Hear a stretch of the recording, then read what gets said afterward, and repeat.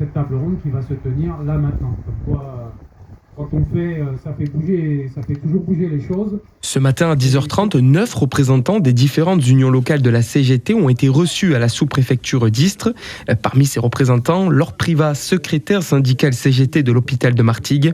Elle pointe du doigt le manque de personnel dans l'établissement de santé.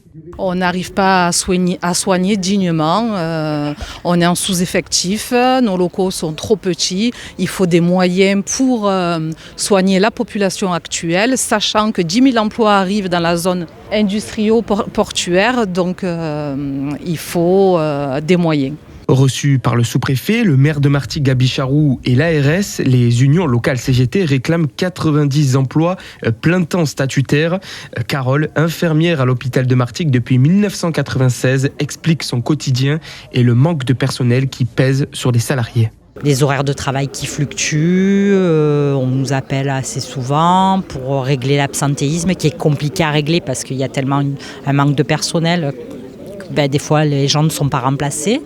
Donc du coup, on est en effectif restreint et c'est pas facile. Pas facile, comme le manque de matériel et un service des urgences saturé. Le syndicat CGT réclame 170 millions d'euros pour la défense de l'hôpital. En cette période d'épidémie de grippe, 35 brancards ont dû être réquisitionnés pour pouvoir placer les patients dans les couloirs. Un service des urgences qui est prévu pour 110 passages quotidiens et où on en fait 150, voire 190, voire 200 avec les pics épidémiques qu'il y a à l'heure actuelle. On voit bien que les locaux sont plus adaptés. La CGT s'était déjà rassemblée en novembre dernier devant la halle de Martigues à l'occasion des 50 ans de l'établissement des Rayettes. L'union locale CGT Martigues annonce que d'autres dates de rencontre avec le sous-préfet sont à venir.